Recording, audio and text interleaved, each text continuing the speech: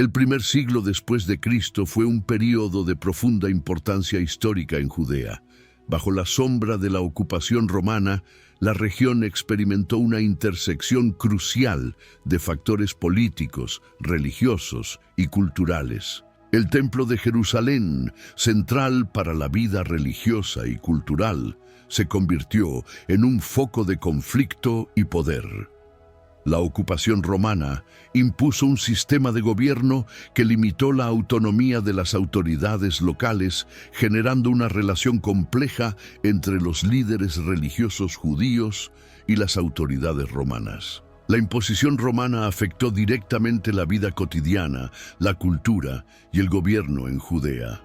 La ocupación no solo trajo consigo una presencia militar dominante, sino que también estableció un sistema de impuestos y control político. El templo, como epicentro espiritual y religioso, atraía anualmente a miles de peregrinos, lo que le confería no solo importancia religiosa, sino también un alto valor político. En este tenso contexto de ocupación romana y de intensas tensiones religiosas, figuras como Caifás y Anás surgieron como líderes influyentes. Su posición como sumos sacerdotes no solo los colocaba en el centro de la vida religiosa judía, sino que también los convertía en figuras políticas cruciales, con poder sobre el templo y sus prácticas. La relación entre los líderes religiosos judíos y los romanos estuvo marcada por una tensión constante, impulsada por el temor a las revueltas y la búsqueda de la preservación de privilegios. Este contexto histórico es esencial para entender las acciones y decisiones de personajes como Caifás y Anás, especialmente en relación con el arresto, juicio y crucifixión de Jesús. Ahora te invito a suscribirte al canal y activar las notificaciones para que no te pierdas ningún detalle de esta intrigante historia. Continuaremos la búsqueda de la autonomía, la preservación del orden en el templo y las complejas relaciones entre las autoridades judías y romanas. Anás y Caifás ocuparon posiciones destacadas en el contexto de Judea en el primer siglo después de Cristo. Ambos eran destacados líderes religiosos que desempeñaron papeles cruciales en el Templo de Jerusalén y en la comunidad judía de la época. Ana ejerció el cargo de sumo sacerdote no una, sino varias veces, estableciendo una dinastía sacerdotal en su familia. Esta sucesión de cargos destacó aún más su importancia en el liderazgo religioso de la época. Además, Anás estableció una especie de dinastía sacerdotal al instituir un sistema de nombramientos en su familia, asegurando así la continuidad del poder religioso en su linaje. Mientras servía como sumo sacerdote, Anás ejerció una influencia considerable sobre el Templo de Jerusalén. Supervisó los rituales, administró los sacrificios y garantizó el cumplimiento de las leyes religiosas. Su posición no se limitó únicamente al aspecto religioso. Anás también ejercía control sobre los ingresos del templo y las transacciones financieras, incluido el intercambio de monedas. Sin embargo, su reputación de corrupto y su vínculo con prácticas cuestionables arrojan luz sobre su compleja personalidad. Caifás, a su vez, se casó con la hija de Anás y fue nombrado sumo sacerdote alrededor del año 18 después de Cristo, marcando un punto crucial en la narrativa bíblica. Este matrimonio cimentó una poderosa alianza entre dos familias prominentes de Judea en el siglo I después de C. Al convertirse en yerno de Anás, Caifás no solo estableció una conexión personal, sino que también entró en una dinastía sacerdotal que ejercía un control considerable sobre los asuntos religiosos y políticos de la región. Esta dinastía sacerdotal se caracterizó por una notable continuidad en el ejercicio del sumo sacerdocio. Tanto Anás como 5 de sus hijos, además de Caifás, ocupaban el cargo de sumo sacerdote. Esta sucesión no solo ilustra la estrecha relación entre estas dos figuras, sino que también resalta la influencia duradera de la familia en el liderazgo religioso de Judea. Caifás era conocido por su astucia, su oportunismo y su incansable búsqueda de poder. Su capacidad para navegar por las intrincadas relaciones políticas y religiosas de la época lo colocó en una posición destacada. Anás y Caifás pertenecían a una secta que no creía en la resurrección de los muertos ni en el juicio final. Esta secta, posiblemente farisea, tenía creencias distintivas que los diferenciaban de otros movimientos judíos de la época. Esta distinción ideológica tuvo un gran impacto en sus decisiones políticas y religiosas, especialmente en lo que respecta a la persecución de Jesús y sus seguidores, consolidando su reputación como líderes que buscaban mantener el orden y preservar su influencia. Sus creencias específicas moldearon sus enfoques de las cuestiones religiosas y políticas, influyendo en sus decisiones y acciones durante este periodo crítico. Ambos líderes surgieron en un contexto tenso de ocupación romana, desempeñando papeles cruciales en la conspiración que culminó con la crucifixión de Jesús. Entender quiénes eran Anás y Caifás nos ayuda a desentrañar los acontecimientos importantes de este periodo. En el turbulento panorama de Judea bajo la opresión romana, los líderes judíos enfrentaban un dilema constante entre preservar el orden en el templo de Jerusalén y ceder a las demandas de las autoridades romanas, que buscaban mantener el control político y evitar revueltas. Anás y Caifás, como figuras prominentes, desempeñaron papeles cruciales en este complejo contexto. Los dirigentes religiosos temían revueltas populares y la pérdida de privilegios bajo el dominio romano. El papel de Jesús en la difusión del crecimiento del cristianismo fue revolucionario y desafiante para las estructuras establecidas de Judea. Sus enseñanzas y milagros atrajeron a una creciente comunidad de seguidores, generando preocupación y temor entre los líderes religiosos, especialmente Caifás y Anás. Representando a la élite sacerdotal, temían que el carisma y la popularidad de Jesús pudieran conducir a una revuelta popular. La ocupación romana ya generaba tensiones, y la posibilidad de que una figura carismática uniera a las masas en torno a ideas que desafiaran a las autoridades establecidas era motivo de gran aprensión. Este temor condujo a la concepción de un plan para la captura y arresto de Jesús. Conscientes de que arrestar públicamente a Jesús podría provocar disturbios, Caifás y Anás buscaron un enfoque más cauteloso. Decidieron actuar con discreción, sin llamar la atención de la gente, pero asegurando que Jesús fuera neutralizado antes de que su creciente influencia se convirtiera en una amenaza real. El plan fue elaborado meticulosamente. Caifás, conocido por su astucia política, lideró la iniciativa, aprovechando la traición de Judas Iscariote, uno de los seguidores más cercanos de Jesús. Caifás y Anás encontraron una oportunidad ideal para lograr sus objetivos. Judas, motivado por motivos personales o decepciones, ofreció entregar a Jesús en secreto. Así que en el momento apropiado, cuando Jesús estaba fuera de la vista del público y en un ambiente con menos probabilidades de causar alboroto, el plan se puso en acción. La detención se produjo durante la noche, descartando la posibilidad de una reacción inmediata de las masas.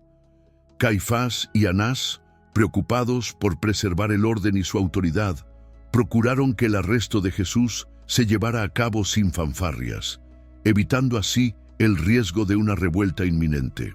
En el centro del complot contra Jesús, Caifás jugó un papel destacado en el Sanedrín, el consejo judío de líderes religiosos.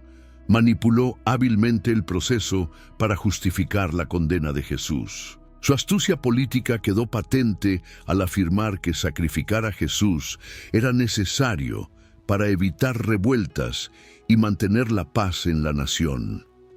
Esta estrategia tenía como objetivo preservar no solo la estabilidad política, sino también los privilegios y el poder de los líderes religiosos. Ante Pilato, el gobernador romano, Jesús afrontó una comparecencia marcada por falsas acusaciones.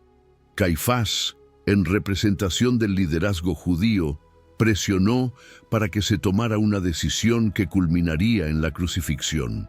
Las motivaciones de Caifás eran claras. La eliminación de Jesús fue percibida como una medida necesaria para preservar el status quo y evitar cualquier amenaza percibida a la autoridad religiosa y política. La decisión de crucificar a Jesús no fue solo un acto de castigo, sino una estrategia calculada para proteger los intereses del liderazgo religioso judío. Anás y Caifás, en medio de sus tensiones y temores, jugaron papeles decisivos en este desenlace. La muerte de Jesús se convirtió en un acontecimiento emblemático que puso de relieve las complejidades de las relaciones entre los líderes judíos y las autoridades romanas en Judea en el siglo I de Cristo.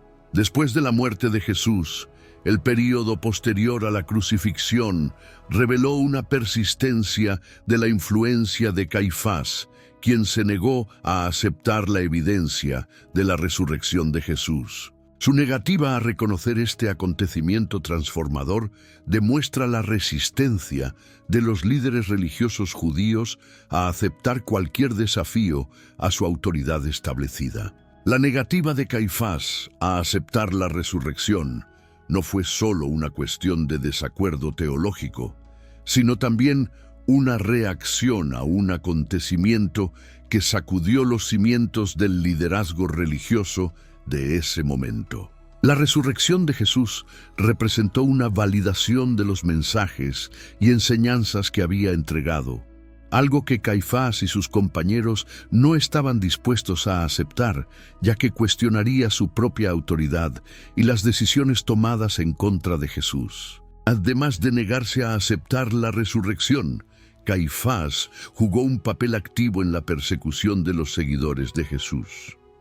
Estas persecuciones fueron una extensión de la resistencia del liderazgo judío a la difusión de nuevas creencias que surgieron en torno a la figura de Jesús. Caifás, en representación de una autoridad religiosa que se sentía amenazada por las crecientes comunidades cristianas, trató de reprimir la propagación de lo que consideraba una amenaza al orden establecido.